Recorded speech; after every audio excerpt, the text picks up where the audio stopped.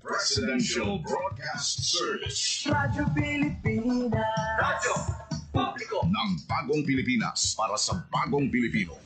Naghahatid ng mahahalagang balita at impormasyon na guugnay ng pamahalaan sa sambayanan.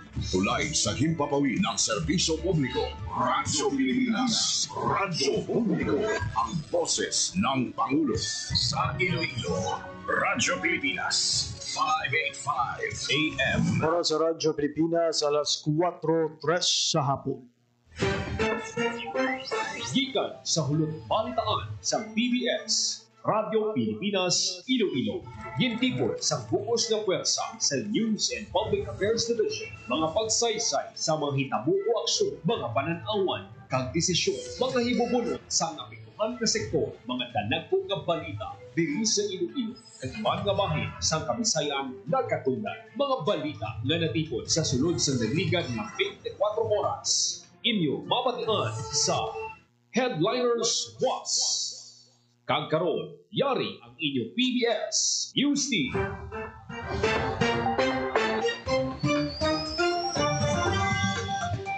Mayong hapon Pilipinas, mayong hapon Western Visayas. Yang headliners was adlaw sang Lunes, Hunyo 30, 2025. Ako ang inyong tagbalita, JP Herbas, kagkaroon sa aton mga headlines.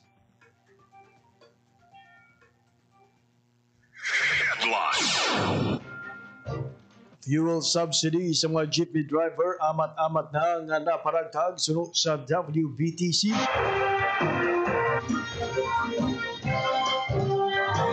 Ginaruso nga saga sa pritihan sa pampubliko kasalakyan pending gihapon sa LTFRB sunod sa kooperatiba.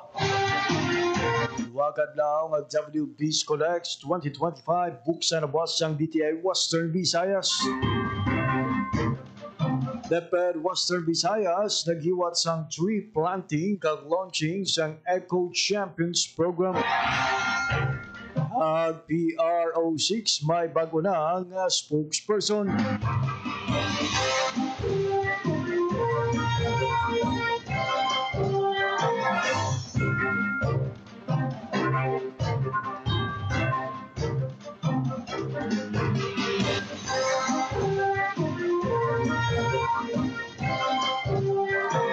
Ang oras sa Radyo Pilipinas, alas 4:05 sa hapon.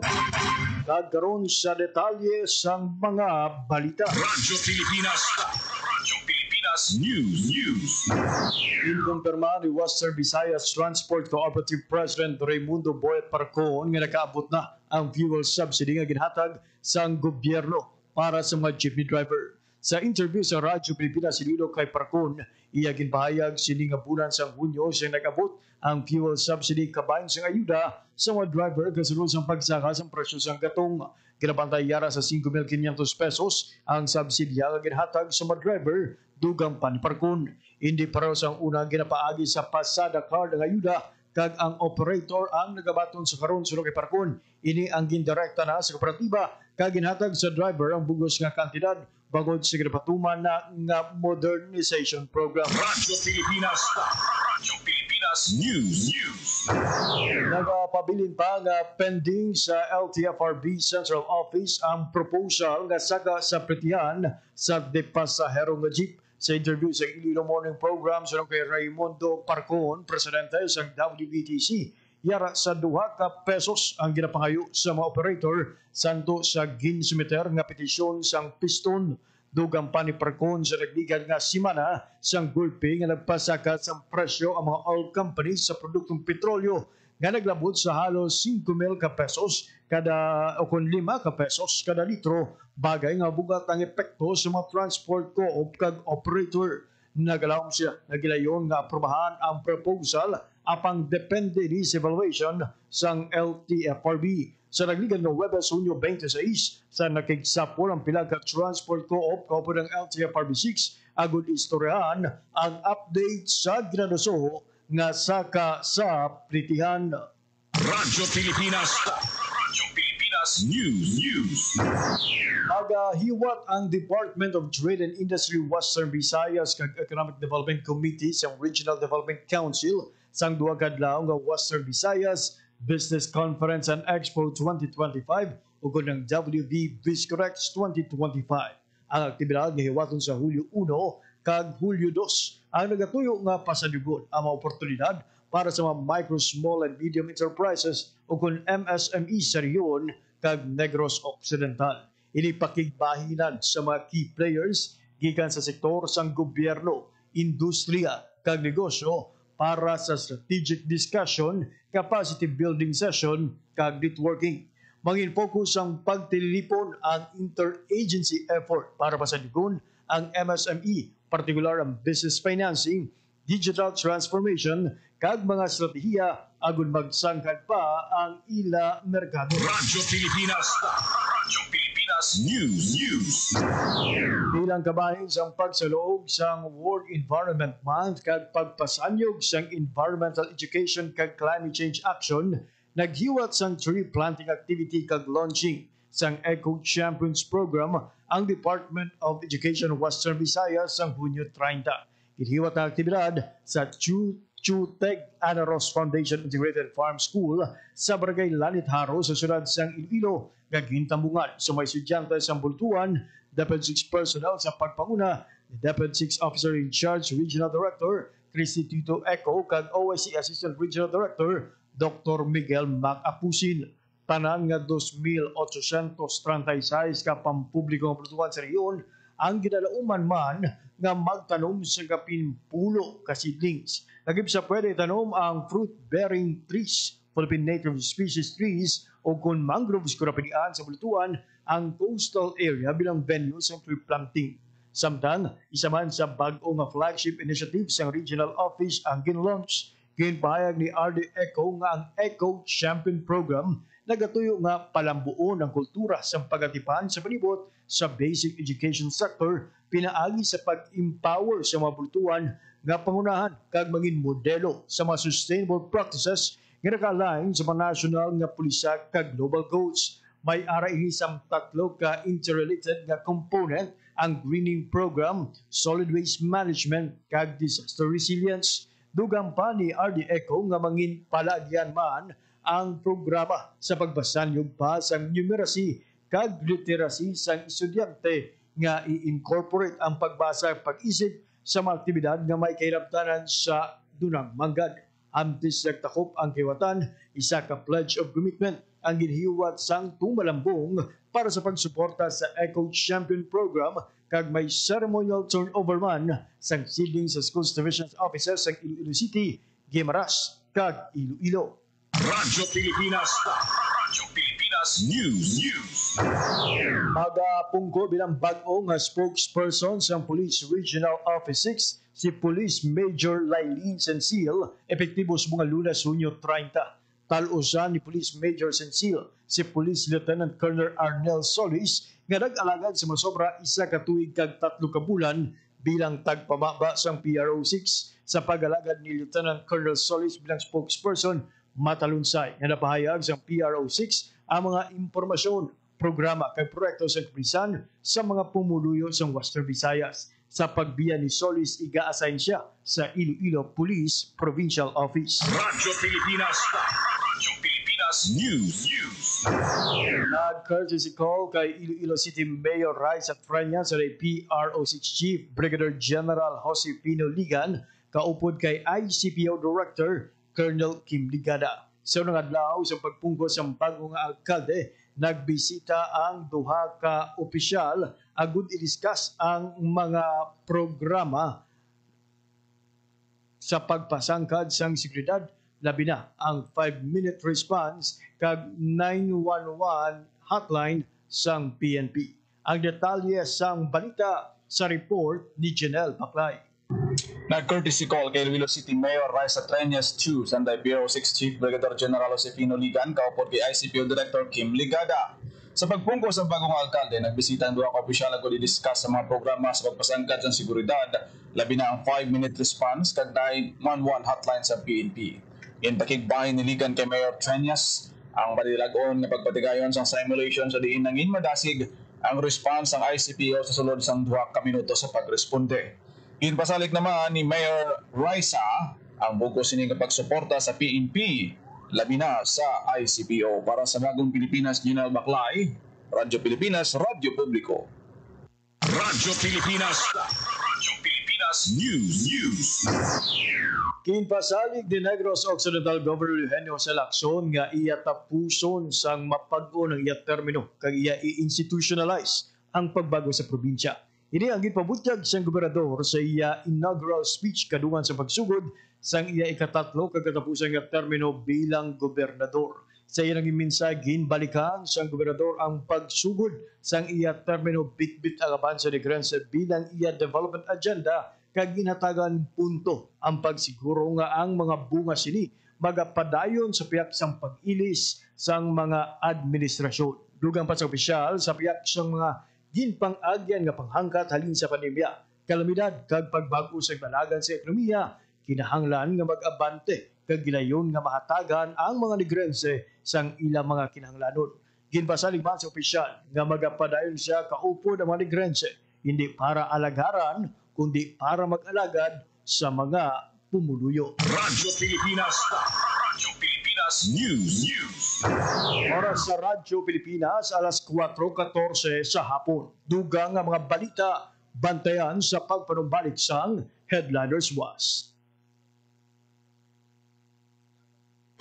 Time to celebrate kulturang Pinoy. Tradisyon, musika, sining, literatura at iba pa. Anything and everything fun and Filipino. Ito ang Pinoy Kultura. Alam mo ba kung ano ang mambabato? Think about the tap, tap, tap of the bamboo stick on a thorn to draw a symbol on someone's arm. This is the traditional Kalinga art of tattooing, performed and kept alive by traditional tattoo artist Wangod Ogay, also known as Maria Ogay from Buscalan, Tinglayan, Kalinga. Wikipedia says Wangod is the Philippines' oldest mambabato at 105 years old now. Sarah Barnes honors Wangod in My Modern Metro, telling Wangod's story as an apprentice at 15. Breaking the norm, learning the mambabatok tradition that used to be taught only to men. The art began with the indigenous Butbut warriors, headhunters, who got tattoos with special meaning, usually after a kill. But for women, the art portrayed standards of beauty. Wangod recalls her friends covering her arms and legs with tattoos she still wears proudly. She mixes her ink from pine soot and water and has hand-tapped tattoos on bodies of people from all over the world. Wangod inks a design that carries symbolic meanings specific to the Mambabatok culture. Thousands come to make the long journey to get inked by Wangod. Discovery Channel featured her and her art in 2007 on Tattoo Hunter, bringing Kalinga art to a global audience. The National Commission for Culture and the Arts honored her with the prestigious Dangal ng Haraya Award in 2018. She was also nominated for the National Living Treasures Award. Yan ang Pinoy Kultura because our culture is cool. Hatid ay balita, impormasyon at sari-saring kaalaman tungkol sa sektor ng agrikultura sa ating bayan. Usapang Agrikultura kasama ang Department of Agriculture. Alamin ang mga hakbang ng administrasyon para mas mapaunlad pa ang iba't ibang industriyang agrikultural at pakinggan ang mga proyektong handog sa mamamayan upang mapalago ang kanilang mga kabuhayan. Usapang Agrikultura, Lunes hanggang Biyernes, alas 5 ng umaga, dito lang sa Radyo Pilipinas. This is a public service announcement. Isang paalala mula sa National Telecommunications Commission, National Capital Region o NTC-NCR. Ang kanilang Oplan Contra Tax Scams. Oplan Contra Tax Scams. Binabalaan ng publiko na sakaling kayo ay makatanggap ng kakaibang text messages sa mga di kilalang numero o di kaya ay mga text messages na may kahina-hinalang mga link. Huwag pansinin, huwag pindutin, huwag i-click ang link. Huwag i-click ang link. Ipagbigay alam agad sa NTC website ntc.gov.ph o kaya sumulat sa kanilang email na contratextcam@gmail.com. Sa mga panahong ito, huwag padaya, maging wais na madla. Makibahagi sa Oplan Contra Text Scam. This is a public service announcement. Public service announcement from PBS, Presidential Broadcast Service, and Radyo Pilipinas.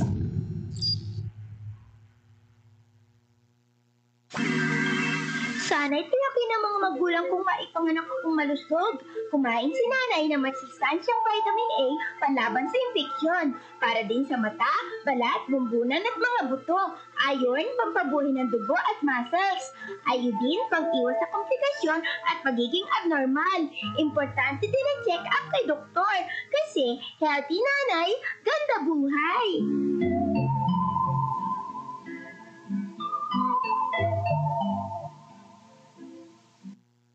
Isang gabi, pauwi na sina Daisy at Eric galing sa sine. Eric, saan pa tayo pupunta? Gabi na. Uwi na tayo. Ha? Bakit? Anniversary natin ngayon. Tsaka sundali lang naman tayo sa motel eh. Ang kulit mo naman eh. Sinasabi ko na sa'yo na hindi pa ako handang makipag-sex. Tsaka paano kung mabuntis ako? Sus naman ho, ako bahala. Sumama ka na sa akin. Kung mahal mo ako, patutunayan mo. Anong gagawin ko? Mahal ko siya pero ayoko pa talaga eh. Basta. Ano? Halika na. Sabi ko na sa'yo, akong bahala. Eric, saka na lang natin gawin to. Palagay ko, hindi pa talaga itong tamang panahon.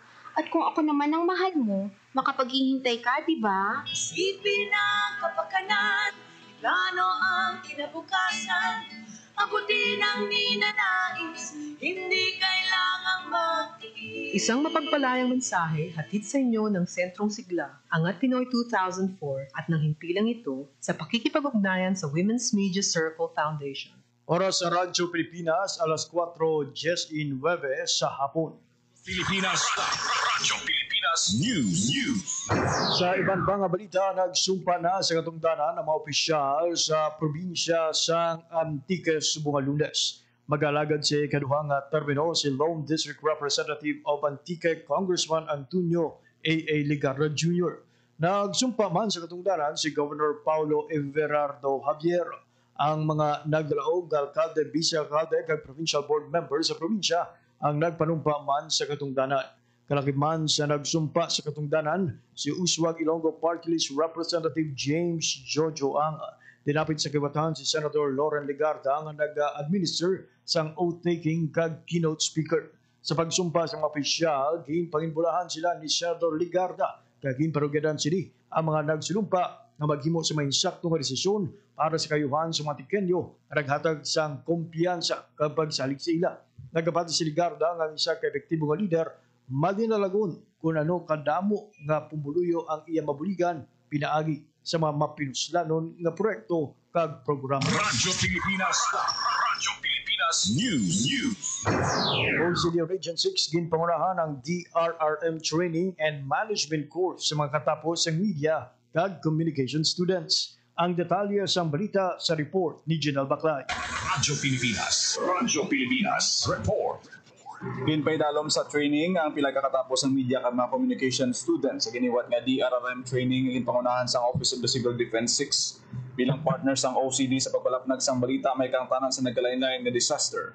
Ginpahangop ang mga tumalambong sang Disaster Risk Reduction and Management Course. Nangin resource person sa aktibidad mga personnel sang OCD, Pag-asa, Mines and Geosciences Bureau nga nagbulig paibalos ang ilang monitoring at pagtumon sa mga hazards nga dapat handaan kasubong sa volcanic eruptions, linog, bagyo, landslide, pagbaha, kag madamo pa. Ginpahayag naman ni OCD6 Director Raul Hernandez, tinutuyo gid sa OCD6 nga mapalabot ang gusto nga impormasyon sa pumuluyo kung monitoring sa disaster ang paghahambalan. Dugang man sinita ko ang papel sa media bilang instrumento sa madasig nga pag-disseminate sa impormasyon agud mapataas ang awareness sa pumuluyo sa mga emerhensya. Para sa Bagong Pilipinas, Junel Baclay, Radyo Pilipinas, Radyo Publiko. Radyo Pilipinas News. Ang Western Visayas ang may pinakamadamo nga numero sa registrant sa registry system for basic sectors in agriculture sa Bugos ka Pilipinas. Ginbayag ni Reynold Dequenio, focal person sa RSBSA 6 sa usapang agrikultura na naglabot sa masobra 1.4 milyon ng mga manguma, mangisda, farm laborer kag agri-youth ang nakarehistro sa RSBSA sa Region 6. Sa masobra 1.4 milyon nga rehistrado, masobra 819,000 ang registered farmer, masobra sa 319,000 ang mangisda, masobra sa 287,000 ang farm laborer kag masobra sa 199,000 ang agri-youth. Pahayag ni Diquinio nga ang pagparehistro sa RSBSA ang wala sang bayan. kadako ang bulig kung rehistrado agud makabenepisyo sa mga programa sa Department of Agriculture kag attached agencies. Sa mga luyag na magparehistro sa RSPSA, ilabi na sa bag-o nga mga manguma, magpalapit lang sa DA Municipal Agriculture's Office kag magdala sa activity picture kag valid government ID. Mag-fill out sa form nga nagapamangkot sa personal nga detalye kag farm details kag magdala man sa proof of land ownership kung tag-iya sang lupa o kung proof of lease agreement. Radyo Pilipinas. Radyo Pilipinas News. Dako nga importansya para sa mga manguma ka mangisda ang pagparisto sa registry system for basic sectors in agriculture o kon RSBSA. Ini ang ginpahayag ni Reynold Diquinio, focal person sa RSBSA 6 sa usapang agrikultura. Ginpahayag ni Diquinio nga prerequisite ang pagparisto sa RSBSA para makabaton ang mga manguma sa interbensyon halin sa Department of Agriculture kag mga attached agencies. Ang RSBSA sa ka-database kung saan ginarehistro ang mga mangunguma, mangisda, farm laborer kag agri-youth. Nagasurvey ang system nga targeting mechanism para sa pagkilala sa mga benepisyaryo sa nagkailaing nga programa kag serbisyo sa gobyerno na may kangtanan sa agrikultura kag pagpangisda. Dugang panidikenyo nga ang RSBSA nagasurvey man nga palagyan para ma-improve ang efficiency kag effectiveness sa agricultural sector kag ma-improve ang service delivery sa mga rehistrado nga mangunguma. Radyo Pilipinas. Radyo Pilipinas News. Naghiwat sang tatlo kadlaw nga mid-year assessment ang Department of Agriculture Western Visayas kundi DWV para balikan ang naging pagpatuman sang Registry System for Basic Sectors in Agriculture o kon RSBSA sa Pontevedra Capiz. Sa assessment, may dakong improvement sa data encoding, validation kag geotagging. Ini nagresulta sa pagbuhin sa data redundancy kag pagpadasig sang pag-upload sang datos sa central database. Sunod sa DA Western Visayas ang ini nga mga development ang may dako nga bulig sa pagpasiguro sang reliability sang datos sa mga manguma nga ginagamit para sa mas epektibo kag mas masulhay nga pagpatuman sa Masagana Rice Industry Development Program kag iban pa nga programa sang ahensya. Radyo Pilipinas. Radyo Pilipinas News. Kag sa katapusan nga balita, Radyo Pilipinas. Radyo Pilipinas News.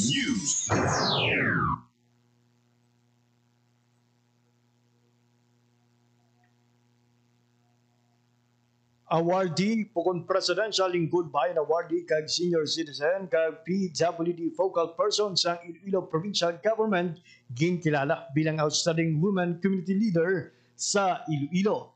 Ang detalye sang balita sa report ni Marian Grace Erenieta. Radyo Pilipinas. Radyo Pilipinas. Report. Kilala bilang tagdaog sa Search for the Outstanding Woman Community Leader in Iloilo o kung ang Ilongga Awards Year 10 sa JCI Iloilo Ilang-Ilang, ang Presidential Lingkod Bayan Awardee kag Persons with Disabilities kag Senior Citizen Focal Persons ng Iloilo Provincial Government. Sa pulo nga finalist, kiningadlan si Anne Rapunzel o Rara Ganson bilang ang Ilongga Award Year 10 winner sa Domingo, Hunyo 29 sa ginhiwat na awarding ceremony sa SM City, Iloilo. Sa speech ni Ganzon matapos nagbaton sa award, ginpahayag niya nga tuman ang iya kalipay sa pagkilala sang ilang hinimuan sa komunidad kag pahayag pa niya nga importante ang paghatag sang koneksyon ilabi na sa nagakinahanglan nga sektor. Nakuha man ni Ganzon ang Vigor Vicres Awards ang The Medical City Iloilo nga isa ka award nga nagakilala sa Talalopang doon nga mga kontribusyon sa isa ka Ilongga nga naghihimo sa mga buluhaton sa pag-advokasya para sa ikayong lawas ang kababainhan. Dinapit nga bisita sa kahiwatan si Congresswoman Julian Chamcham Baronda sa Iloilo City kag ahoy Mayor-elect Loida Espinosa. Ang Ilongga Awards gabayan sang All About Her program sa JCI Iloilo Ilang-Ilang nga nag-umpisa sang 2015 sa pagpanguna sa kanay presidente sang organisasyon na si Attorney Genevieve Antonano. Sa 2016 nagsugod ang search nga nagatuloy nga kilalahon ang kababainhan nga may dako nga inubrahay sa ilatag sa kakomunidad nga makabenepisyo ang mga pumuluyo ilabi na ang kapareho niya nga kababainhan. Antes din kilala ang AIA Year 10 winner, nagpaidalon ang pulo ka finalist sa panel interview sa Mayo Chess sa Festive Walk Mall. Matapos nga natumod ang top 5, naghiwas ang on-site validation ang komitiba sang AIA. Samtang ginkilala naman nga first runner-up si tuig si Serena Dioso sang Santa Barbara, second runner-up si Lucia Lamanero sang Mina, third runner-up si Cynthia Dario sang Dumangas, kag fourth runner-up si Antoniette Acopinpin sang Pasig City. Bangon niya ini na ang ika-10 nga tuig, ginhatagan man sang pagkilala ang mga nagdalaog halin sang 2016 tungod sang 2024 kung sa diin lakip diri ang acting station manager sang Radyo Pilipinas Iloilo nga si Elena Bing Pabiona nga nagdaog sang 2020. Yaraman sa kahiwatan sa Dayjoy Palmada nga nagdaog sang 2016, Gemma Moquete sang 2017, Susan Pacheco sang 2018, Vidan Alpo sang 2019, Cherry Dairo kag Dulcinea Basilio sang 2020, Percy Boro sang 2021, Rosemary Galvan sang 2022, Audrey Oriuriel Dayata sang 2023, kag Rosalia Hardinal sang 2024. Para sa Bagong Pilipinas, Marian Grace Areñata, Radyo Pilipinas, Radyo Publiko. Radyo Pilipinas, Radyo Pilipinas News. Oras sa Radyo Pilipinas, alas 4:28 na sa hapon. Kagabayan to ang mabalita na tipon kaginbantayan sa Radyo Pilipinas, Iloilo News Team. Para sa headliners buwas mga adlaw sang Lunes, Hunyo 30, tuig 2025. Ako ang inyo naging tagbalita sa ngalan sa akong mga katuwang teknikal. Engineer Roy Louie Kaipang sa studio. Kami Server Mora Ventura sa transmitter. Nawag ginatamata sa happy birthday si Mr. Jeffrey Bitita, aton nga transmitter technician. Ako ang inyo naging tagbalita, JP Herbas. Maraming salamat sa inyong pagpamati. Maayong hapon, Pilipinas. Ang inyong tulay sa himpapawid ng serbisyo publiko, ang Presidential Broadcast Service, Radyo Pilipinas, Radyo Publiko. Radyo Pilipinas, Radyo Publiko. Kinilala ng pang-international at prestigyosong Asia Pacific Broadcasting Plus Awards 2025 para sa kategorya ng Government Streaming. Ito ay dahil sa epektibo nitong pagsasanib ng mga tradisyonal na media tulad ng telebisyon, radyo at print para masabayan ang mabilis na pag-inog ng mundo ng digital at social media tungo sa mas epektibong paghahatid ng mahahalaga at napapanahong mga impormasyon sa mamamayang Pilipino. Kinilala rin ang Radyo Pilipinas dahil sa patuloy na